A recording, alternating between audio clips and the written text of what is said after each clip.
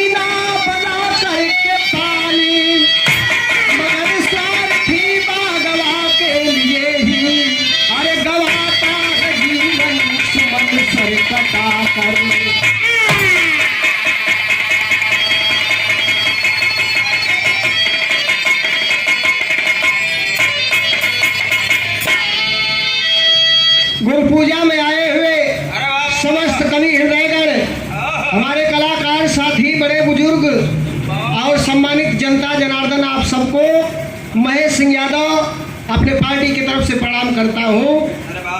आशीर्वाद मिला परम श्रद्धेय आप गुरु जी महेंद्र नाथ यादव कवि जी की तरफ से आशीर्वाद रहा। कवि जी के चौड़ में कोट सापड़म प्रणाम। गीत लग गई बिरहा में एक गजल हो, वही गजल जिंदगी में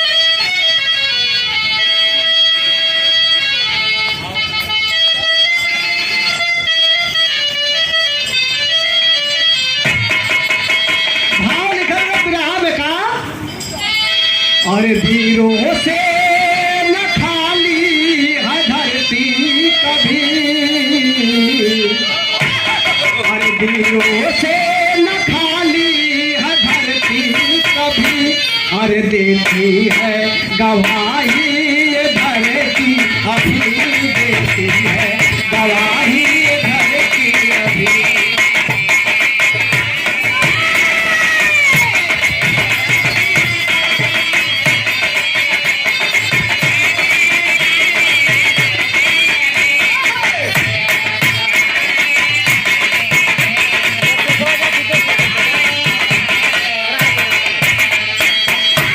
सृष्टि किए पंचानन दिल में लिए गुमान, मेरे समान कोई ना जग में है महान। भाई जोगिंदर यादव जी, आप कहाँ हैं? मंच पे हैं भाई जोगिंदर जी। देवताओं के नरेश इंद्र छल किए भारी, पहुँचे जहाँ सती के साथ बैठे प्यारी।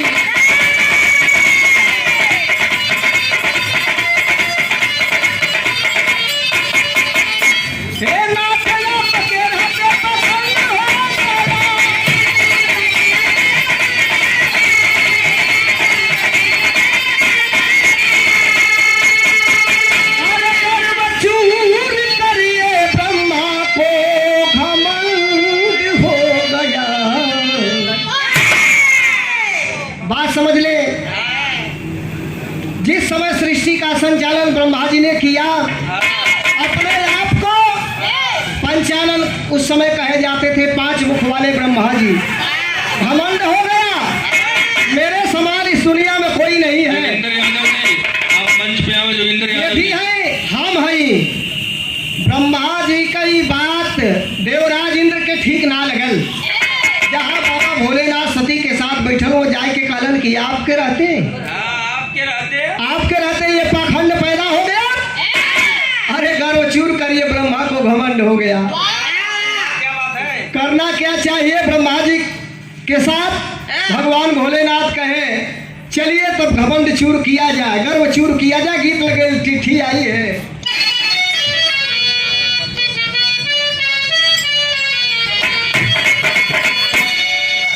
ऋषिराज भैया की तरफ से आशीर्वाद बा, बहुत बहुत भैया के प्रणाम बा। कहना है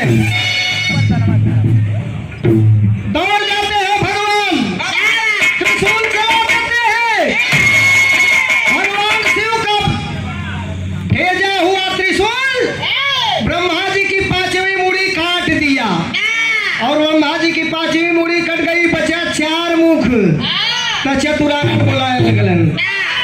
हाँ, ब्रह्मा जी के गुस्सा आयल, गुस्सा में भोलेनाथ के कहत का हुए।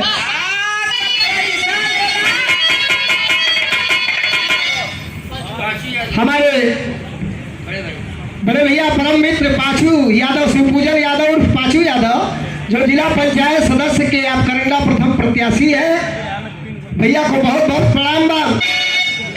अरे आगी लागी है, अरे आगी लागी है, अरे आगी लागी है, लागी है, आगी लागी है।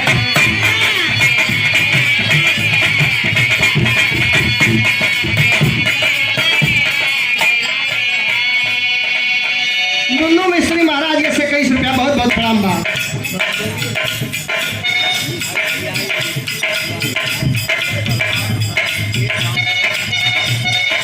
रामचंद्र यादव चाचा जी की तरफ से सुंदर पुष्पहार, साथ में आशीर्वाद बा। ITI स्कूल महाराजगंज से और राम सकल चाचा जी आपकी तरफ से बहुत बहुत प्रणाम बा। अरे क्रोधित ब्रह्मा बोलो शिव से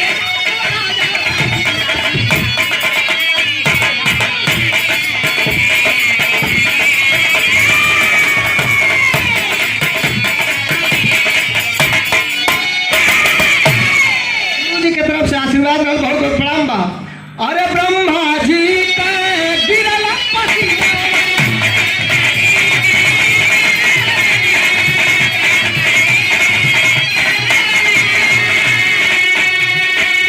पैदा हुआ से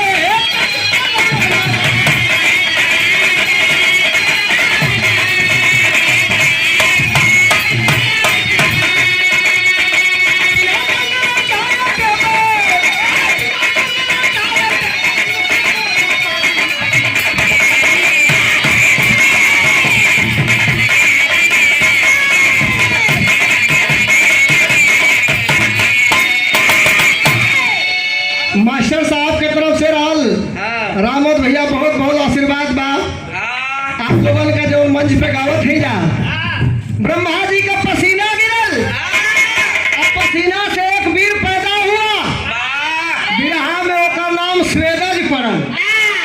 स्वेदज लगल भोलेनाथ के ललकारे, हमारे बाबू का 5वीं मूड़ी काट देला, तो के जाए ना दे। कहले कि तुम्हारी बाबू का न कटली कि तुम्हार कटली, कहला हमारे बाबू का कटला था हम काटम। गीत बदल गई, दादा वाली गीत लग गई कि देख के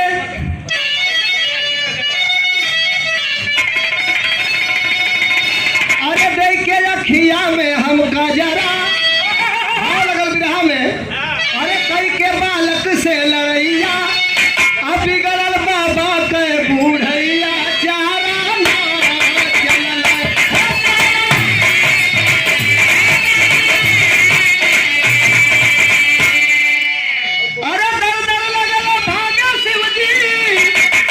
तनी बिगाड़ के गावल जना।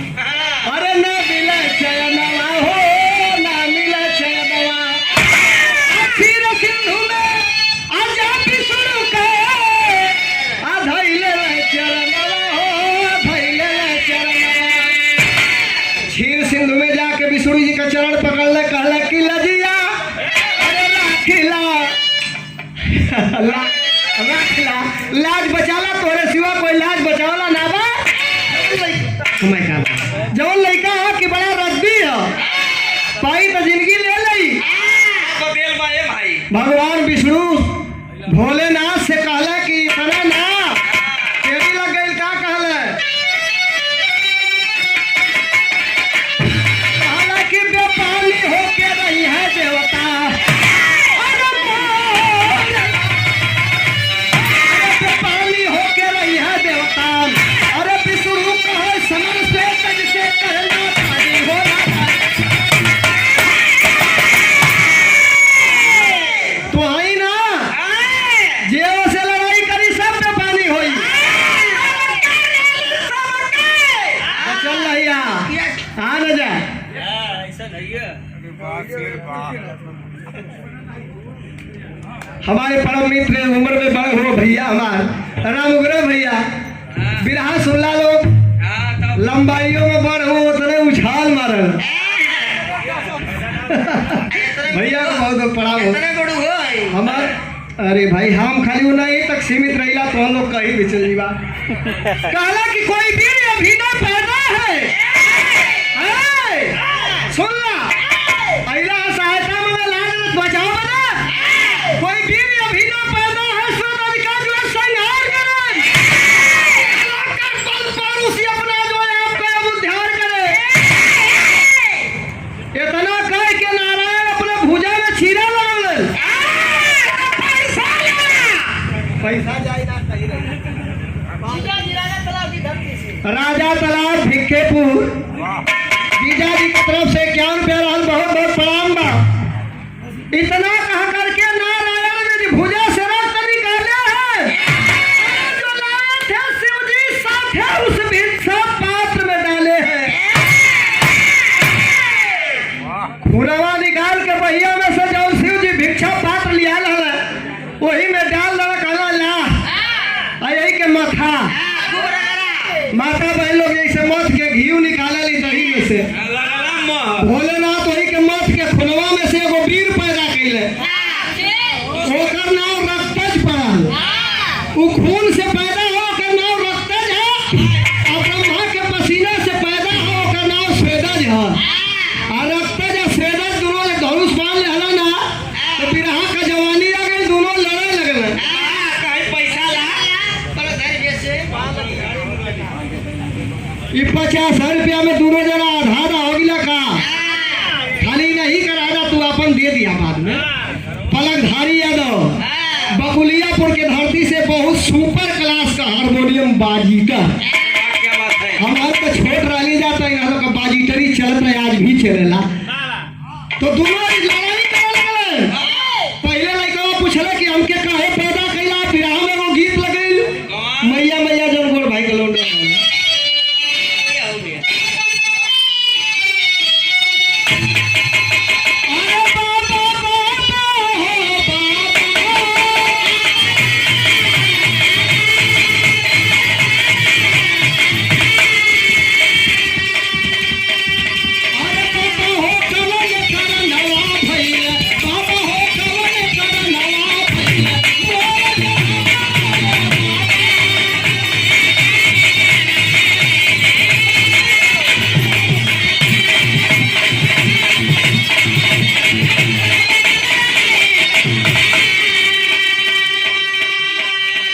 हमारे परम मित्र जोगिंदर यादव जी बिरहा के बड़े ही सुपर कलाकार हैं बड़े भैया 51 रुपया भैया से प्रणाम और 11 रुपया दादाजी का बहुत बहुत प्रणाम बा।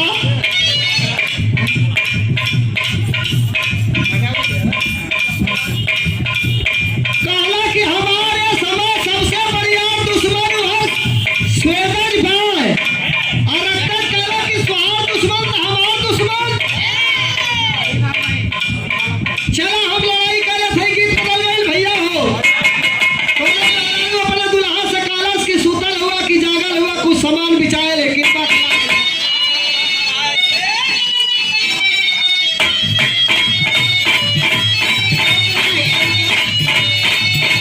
अरे सुतल जागल बारा कि नहीं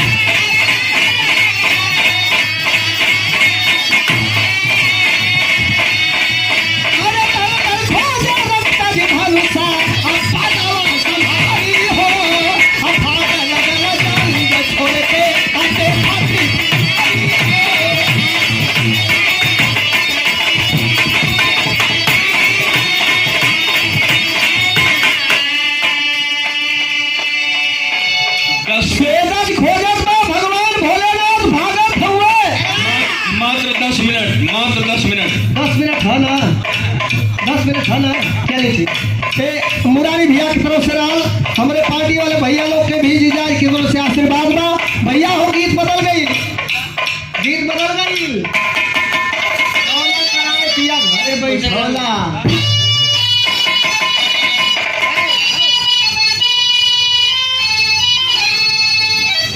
लाल गीत लग गई।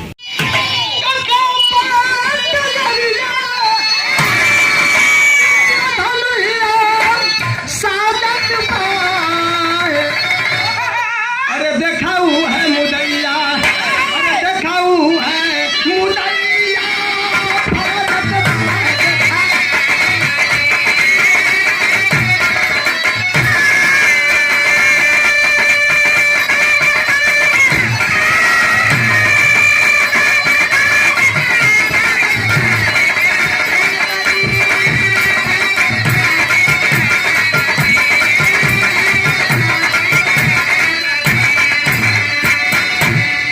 रक्तज के भोलेनाथ कहला कि देखाऊ है हमार दुश्मन है, जवन तीर धनुष लेके भाजत बा। 100 रुपया हमारे गोपाल जीजा जी राजा तालाब भिक्केपुर से बहुत बहुत प्रणाम बा। अरे बेटा प्रत्यंचा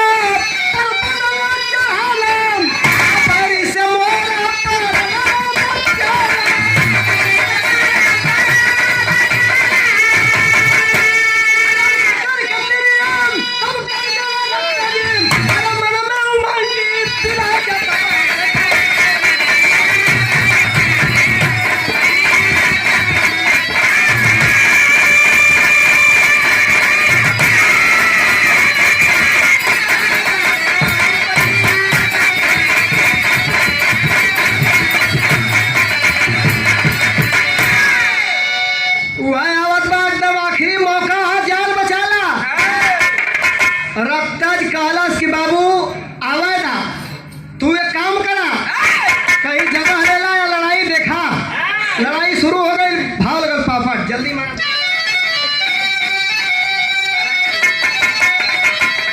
अरे दोनों ओर से चला दनादन बनाना भोले बाबा हो। अरे दोनों ओर से चला दनादन बनाना भोले बाबा हो। देखा लड़ाई भाई के धीरे धीरे भोले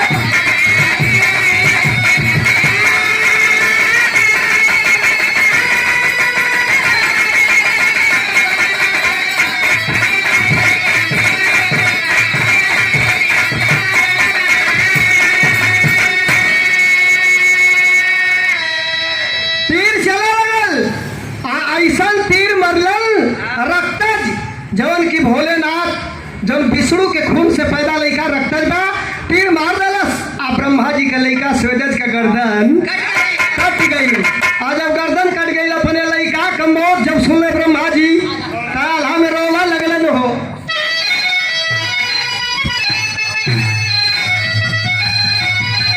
अरे अपना का सुन के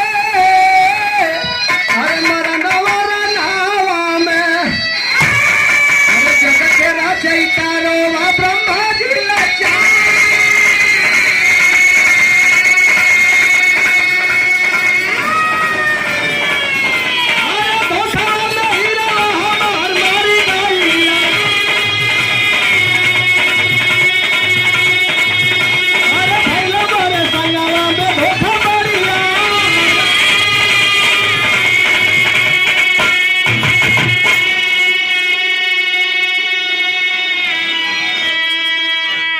महेंद्र यादव गुरु जी की तरफ से आशीर्वाद मिलल।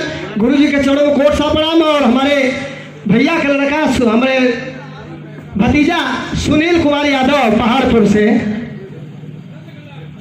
और नागेंद्र यादव जी हरिहरपुर धावा से बहुत बहुत सब लोगों के प्रणाम बा। मालिक जिंदगी में सफलता दे। भगवान भोलेनाथ का कर्तव्य देख के और ब्रह्मा जी रोवे लगल कि धोखा में हमार लड़का मार गए। हमार लड़का मराल ना रहा, लेकिन हमारे साथ धोखा भयल। धोखा भल तो बदला ले। ब्रह्मा जी गईले जहाँ लड़का का सर और धड़ अलग भइल, सर में धड़ सटौले, वही शरीर में मुड़ी सटा के अमृत टपका के जिंदा कैलन। आ जब जिंदा कैले तो एक बार फिर रक्तज और स्वेदज भीड़ गईलन। अब फिर गए तो पूरे लोक में हाहाकार मच गया। अब जो है वही भगवान के पास लोग गए, सच्चिदानंद आनंद कंद प्रभु भगवान विष्णु।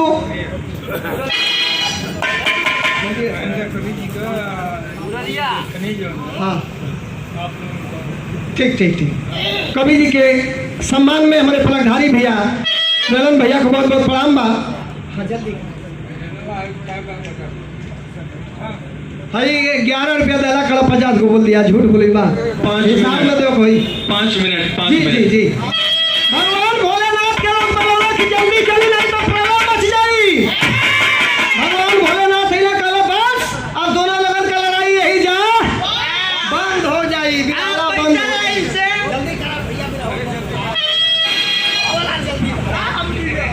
डीजे वाला हुआ भैया, डीजे वाला देता हूँ पैसा। चलो भैया तेल ले भाग तो आ गया।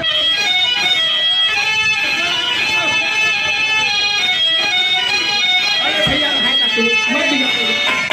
अरे सामने आया सच्चिदानंद, अरे कहा कि युद्ध करो अब बंधन, आया के लड़ी हम मरत नवाज।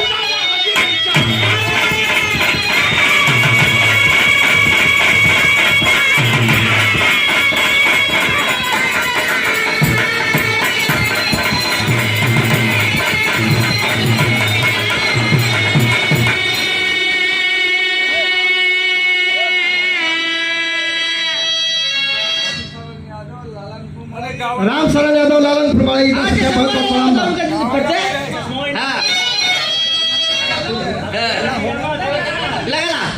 बोले। अरे बोले विष्णु, अरे ब्रह्मा जी से करके भारी प्रीत, अरे होगी हार लगता होगी हार सूरज की उस दम, अरे रक्त की फिर जीत के गई है जग जहान नारी बिकवा।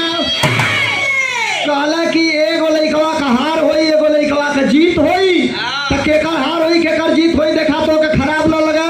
ब्रह्मा जी तो अरे बेटवा स्वेदज का हार होई, आज ये हमार लइकवा हा रक्त जो कर जीत होई। कल बस जान गेली, लेकिन ये लइकवा के करी घरे रही है, हमारे घरे नहीं रही है कि तुम्हारी घरे। कल एक व्यवस्था करे के पड़ी। सूर्यदेव के बोला कल एगो तू ले ला एगो हम, तो सूर्यदेव स्वेदज को पाले, अरे रक्त को पुरंदर, अरे वह स्वेदज भयंकर बनी, अरे रक्त अर्जुन सुंदर, अरे गीत के गई है जग जहान नारी।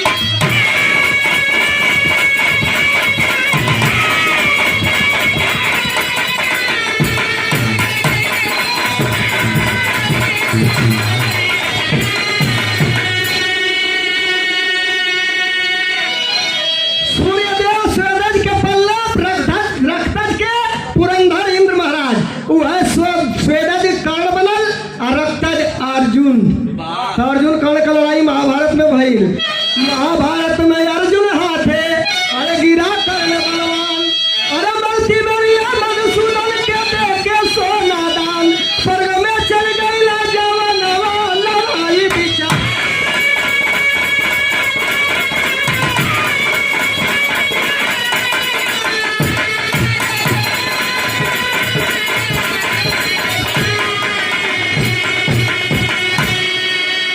आशीर्वाद मिला मुरारी भैया की तरफ से बहुत बहुत भैया प्रणाम। गुरु बिहारी